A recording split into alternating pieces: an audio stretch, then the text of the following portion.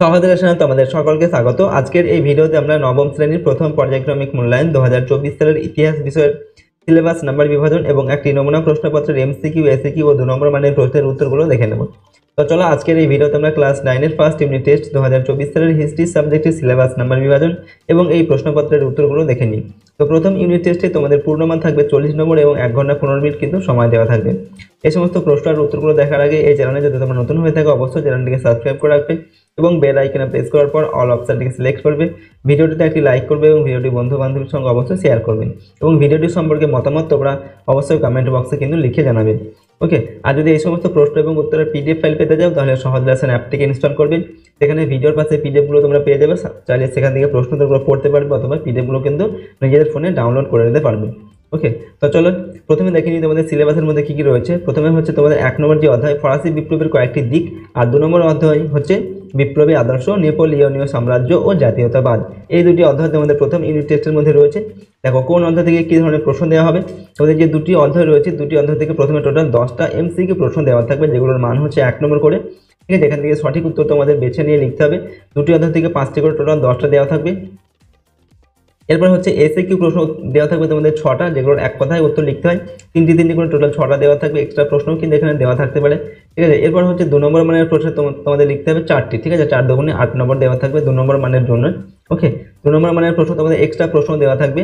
প্রথম অধ্যায় থেকে 2টি, তারপরের অধ্যায় থেকে 3টি। ঠিক আছে, টোটাল 5টার বেশি কিন্তু দেওয়া থাকতে পারে, সেখানে তোমাদের 4টি উত্তর লিখতে হবে। এরপর হচ্ছে 4 নম্বর মানের প্রশ্নের উত্তর লিখতে হবে তোমাদের 2টি। ঠিক আছে, দুটি অধ্যায় থেকে টোটাল 3টি দেওয়া থাকবে, 3টি বা তার বেশিও দেওয়া থাকতে পারে, অর্থাৎ একটার সঙ্গে কিন্তু একটা অথবা দিয়ে দেওয়া থাকতে পারে। ঠিক আছে, সেখান থেকে তোমাদের 2টির উত্তর লিখতে হবে, 4 দুগুণে 8 নম্বর। আর 8 নম্বর মানের প্রশ্নের উত্তর লিখতে হবে 1টি। ঠিক আছে, দুটি অধ্যায় থেকে 2টি দেওয়া থাকবে, একটি করে 2টি দেওয়া থাকবে, যে কোনো একটা লিখতে হবে 8 নম্বর মানের প্রশ্ন। ওকে, এরকমভাবে কিন্তু 40 নম্বরের প্রশ্ন তোমাদের দেওয়া থাকবে প্রথম ইউনিট টেস্টে। ঠিক আছে, সেখান থেকে তোমাদের উত্তর লিখতে হবে এরকম করে। তো চলো একটি নমুনা প্রশ্নপত্র আমরা দেখে নেব কী ধরনের প্রশ্ন তোমাদের দেওয়া হবে। দেখো প্রথমে দেখো 1 নম্বর দেখে সঠিক উত্তরটি বেছে নিয়ে লেখো। টোটাল 10টি প্রশ্ন এখানে তোমাদের দেওয়া থাকবে, প্রতিটা প্রশ্নের মান 1 নম্বর করে। ঠিক আছে, 10 থেকে 10 নম্বর।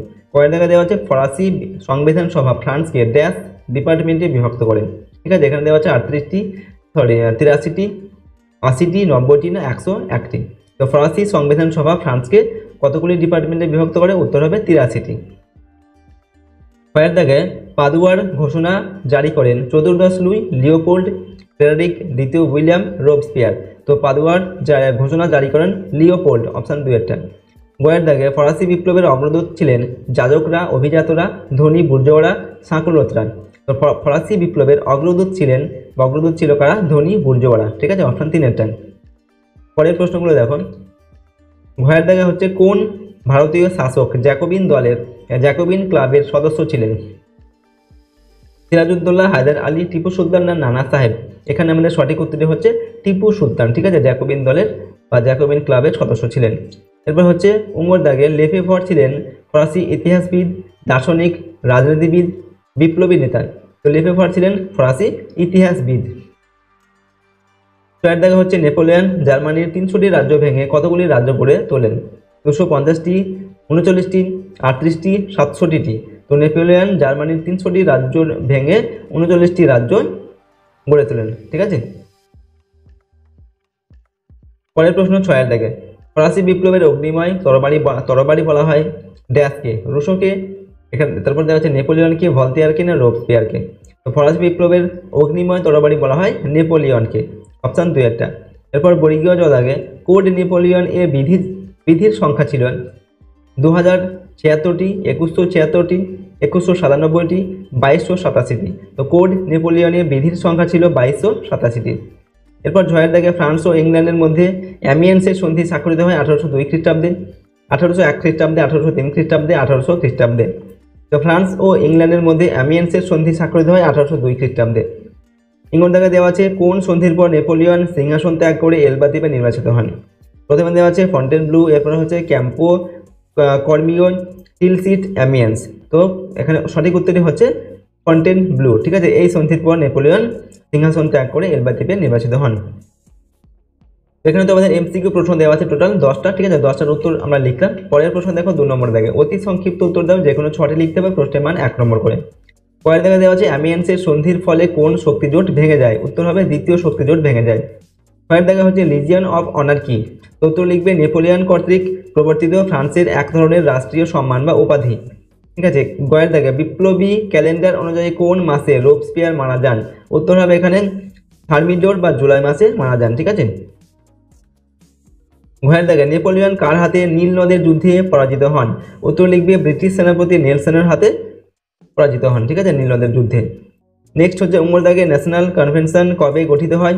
উত্তর হবে 1792 খ্রিস্টাব্দে ন্যাশনাল কনভেনশন গঠিত হয়। ওকে, পরের প্রশ্ন 12 দাগে গ্যাবেলা কি? তো এখানে উত্তর হবে বিপ্লব পূর্ব ফ্রান্সে লবণের উপর ধার্য কর। ঠিক আছে, এটা হচ্ছে একটি কর, লবণের উপর ধার্য একটি কর হচ্ছে গ্যাবেলা। এরপর 6 দাগে করভি কি? এখানে উত্তর হবে বিপ্লব পূর্ব ফ্রান্সে বিনা বেতনে বেগার শ্রমকে বলা হয় করভি। ওকে, বিপ্লব পূর্ব ফ্রান্সে বিনা বেতনে বেগার শ্রমকে বলা হয় করভি। ঠিক আছে। বড়িগজ দাগে ফরাসি বিপ্লবের আদর্শগুলি লেখো। তো ফরাসি বিপ্লবের আদর্শগুলো হচ্ছে সাম্য, মৈত্রী ও স্বাধীনতা। জয়ের দাগে কোন রাজার আমলে ফ্রান্সে ফরাসি বিপ্লব ঘটে? উত্তর লিখবে ষোড়শ লুই। ঠিক আছে, ষোড়শ লুই এর আমলে ফরাসি বিপ্লব ঘটে। ইংল্যান্ড দাগে কে গিলোটিন যন্ত্র আবিষ্কার করেন? উত্তর হবে ডাক্তার গিলোটিন। ওকে, তো এখানে তোমাদের 10টি প্রশ্ন দেওয়া আছে, যেখান থেকে 6টা প্রশ্নের উত্তর লিখতে হবে 1 নম্বর মানের।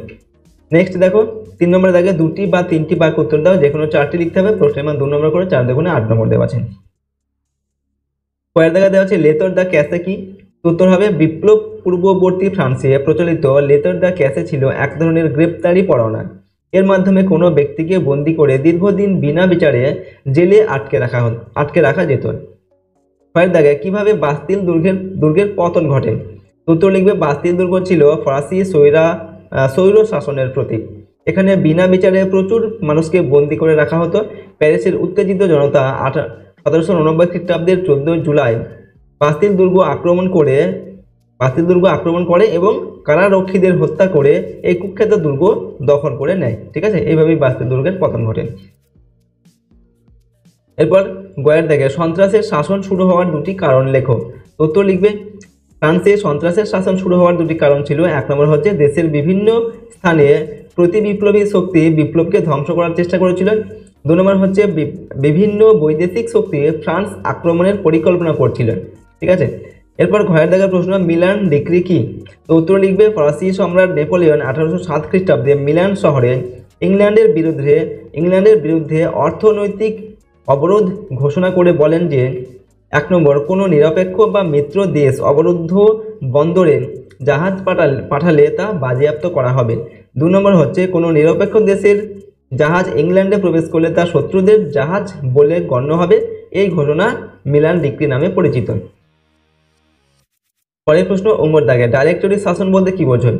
উত্তর হবে 1795 খ্রিস্টাব্দের সংবিধান অনুসারে ফ্রান্সের শাসনভার 5 জন ডাইরেক্টর বা ব্যক্তির হাতে তুলে দেওয়া হয়।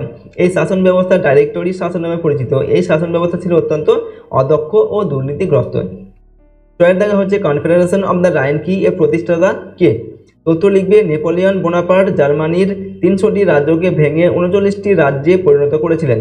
এটা করার কারণ ছিল ঐক্যবদ্ধ জার্মান রাষ্ট্র গঠন করা। জার্মানির সেই 39টি রাজ্যকে নিয়ে যে রাষ্ট্র সমবায় গঠিত হয় তাই কনফেডারেশন অব দি রাইন নামে পরিচিত। নেপোলিয়ন বোনাপার্ট 1806 খ্রিস্টাব্দে কনফেডারেশন অব দি রাইন গঠন করেন। নেক্সট হচ্ছে তোমাদের 4 নম্বর দাগের প্রশ্ন 7-8টি বাক্য উত্তর দেওয়া, বিকল্প প্রশ্নগুলি লক্ষণীয়। এখানে তোমাদের প্রশ্নের মান হচ্ছে 4 নম্বর করে এবং 2টি প্রশ্নের উত্তর লিখতে হবে। কয়েক জায়গা দেওয়া আছে সামন্ততন্ত্রের বিলুপ্তি ঘটাতে ফ্রান্সের সংবিধান সভা 1789 খ্রিস্টাব্দে ঠিক আছে কি কি পদক্ষেপ নিয়েছিল? অথবা ফরাসি বিপ্লবের প্রেক্ষাপট রচনায় দার্শনিক মন্তেস্কু ও ভলতেয়ারের কি ভূমিকা ছিল? কয়েক জায়গা টিকা লেখো নেপোলিয়নের স্পেন অভিযান অথবা মহাদেশীয় অবরোধ ব্যবস্থা। ঠিক আছে। 5 নম্বর জায়গায় 15-16টি বাক্য উত্তর দাও, যে কোনো একটি লিখতে হবে। প্রশ্নের মান 8 নম্বর। কয়েক জায়গায় দেওয়া আছে ফরাসি বিপ্লব সৃষ্টিতে রাজতন্ত্র কতটা দায়ী ছিল? ঠিক আছে, ফরাসি বিপ্লব সৃষ্টিতে রাজতন্ত্র কতটা দায়ী ছিল? ক্ষয়ের জায়গা হচ্ছে নেপোলিয়নের অভ্যন্তরীণ সংস্কারগুলি উল্লেখ করো। ঠিক আছে, 2টি দেওয়া আছে 8 নম্বর মানের প্রশ্ন, যে কোনো একটি লিখতে হবে এবং এখান থেকে তোমাদের 4 নম্বর মানের প্রশ্ন 2টি লিখতে হবে। ঠিক আছে, কয়ের জায়গা থেকে একটা লিখতে হবে এবং ক্ষয়ের জায়গা থেকে একটা লিখতে হবে। ওকে, তো এই বড় প্রশ্নের উত্তরগুলো তোমরা অবশ্যই কিন্তু রেডি করবে তোমাদের প্রথম ইউনিট টেস্টের পরীক্ষার জন্য। তো আজকের এই ভিডিওতে কিন্তু আমরা ক্লাস 9 এর ফার্স্ট ইউনিট টেস্টে তোমাদের সিলেবাস, নাম্বার বিভাজন এবং একটি নমুনা প্রশ্নপত্র সম্পর্কে আলোচনা করলাম। সমস্ত প্রশ্নগুলো অবশ্যই তোমরা ভালোভাবে কিন্তু প্র্যাকটিস করবে এবং মুখস্থ করবে তোমাদের প্রথম ইউনিট টেস্টের পরীক্ষার জন্য, ঠিক আছে? আর যদি এই চ্যানেলে তোমরা নতুন হয়ে থাকো অবশ্যই চ্যানেলটিকে সাবস্ক্রাইব করে রাখবে এবং বেল আইকনে প্রেস করে অল অপশনটিকে সিলেক্ট করবে। ওকে, ভিডিওটিতে একটি লাইক করবে, ভিডিওটি বন্ধু বান্ধবের সঙ্গে শেয়ার করবে, আর ভিডিওটি সম্পর্কে মতামত তোমাদের কমেন্ট বক্সে অবশ্যই লিখে জানাবে, ঠিক আছে? এবং তোমরা যদি এই সমস্ত প্রশ্ন এবং উত্তরের পিডিএফ ফাইলগুলো পেতে চাও, সহজ লেসন অ্যাপটিকে ইনস্টল করবে, সেখানে পিডিএফগুলো দেওয়া থাকবে ভিডিওর পাশে, ঠিক আছে? সেখান থেকে তোমরা প্রশ্ন উত্তরগুলো পড়তে পারবে অথবা পিডিএফগুলো নিজেদের ফোনে কিন্তু ডাউনলোড করে নিতে পারবে। তো আজকের এই ভিডিওটিকে আমরা এখানে শেষ করছি। সম্পূর্ণ ভিডিওটি দেখার জন্য অসংখ্য ধন্যবাদ।